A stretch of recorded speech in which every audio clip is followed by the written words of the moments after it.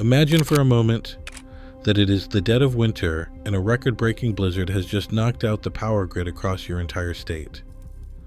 Your neighbors are frantic, watching the digital thermostats on their walls go dark as the temperature in their living rooms begins to plummet toward freezing. They are staring at empty propane tanks and praying for the electric company to send a repair crew that is still days away. But inside your house, something strange is happening.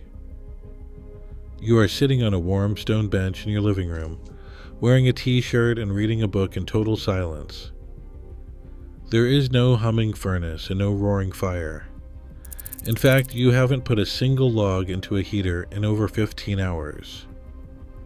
Yet your home is a steady 75 degrees. You aren't shivering and you aren't worried about a $300 heating bill arriving in the mail next month.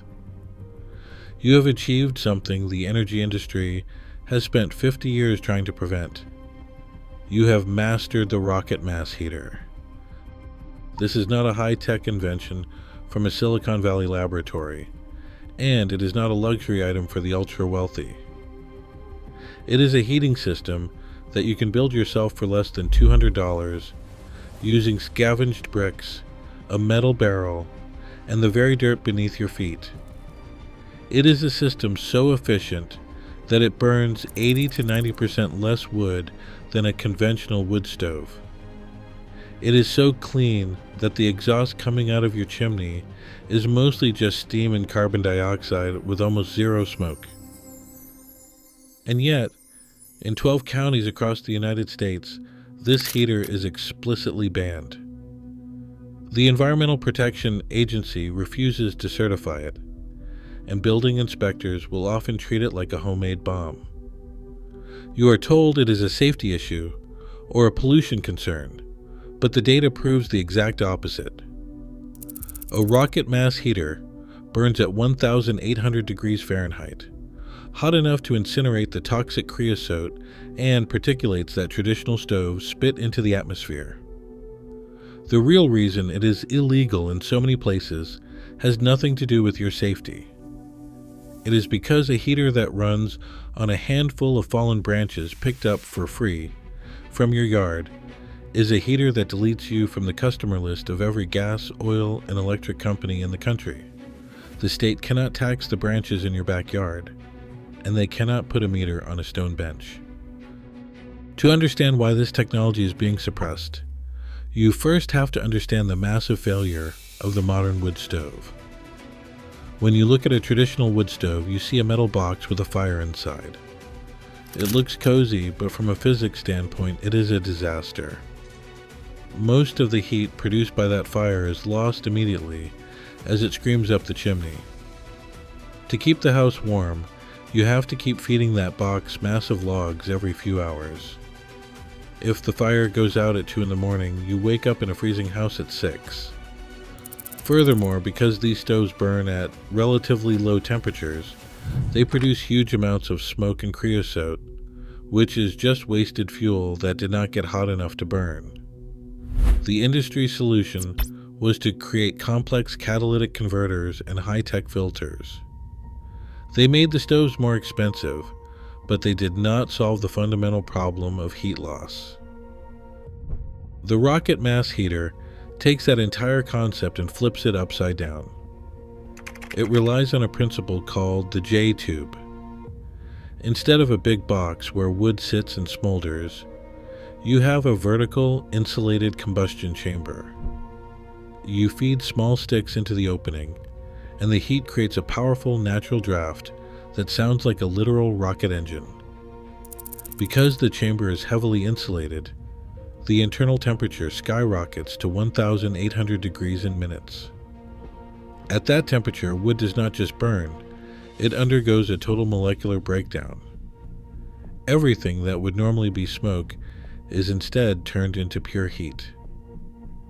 But the real genius is not just how it burns, it is where that heat goes. In a normal stove, the hot air goes straight up and out. In a rocket mass heater, we force that hot exhaust through a long horizontal run of heavy masonry, usually built into a cob or stone bench. This is the thermal mass. As the hot air moves through the pipe inside the bench, it transfers every bit of its energy into the stone and earth. By the time the air actually leaves the house, it is barely warm to the touch because all that energy has been captured and stored in the masonry. That bench becomes a massive thermal battery. You might burn a small fire for 2 hours in the evening, and that stone bench will stay hot and radiate warmth into your home for the next 18 hours. You are sitting on the heater. You are sleeping on the heater. You are using the oldest, most reliable battery in human history, which is the Earth itself. This technology isn't actually new. It is a refined version of the masonry heaters used for centuries in the freezing heart of Russia and Northern Europe. In a traditional Russian peasant home, the masonry heater was the center of life. It was a massive brick structure that cooked the food, provided the hot water, and served as the family bed. They knew that if you could trap the heat of a fast, hot fire in a pile of rocks, you did not need to work all day chopping wood. You could survive a Siberian winter on a fraction of the fuel your neighbors used. But when the Industrial Revolution hit, we were moved away from self-reliance and toward consumption.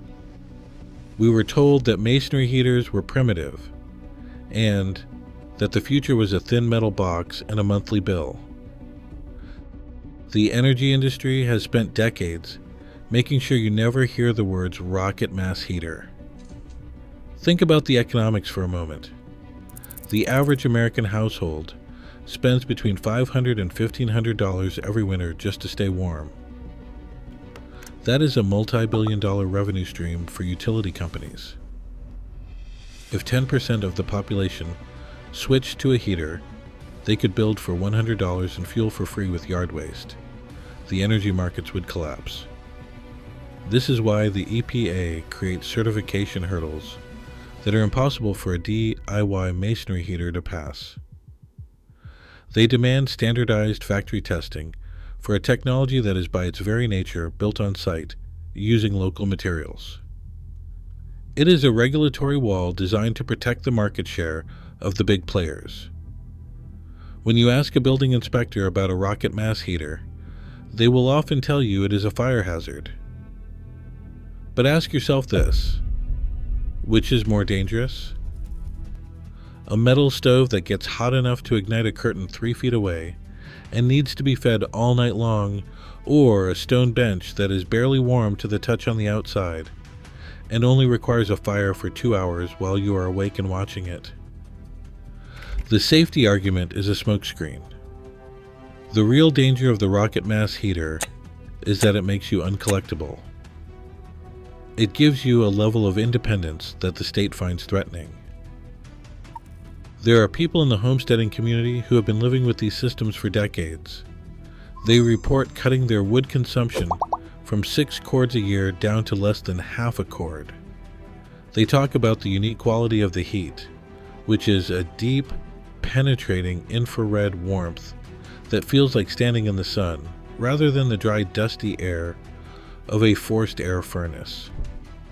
They describe the peace of mind that comes from knowing that as long as there are trees in the world, they will never be cold. They have bypassed the entire global energy supply chain with a pile of bricks and a 5-gallon bucket of clay.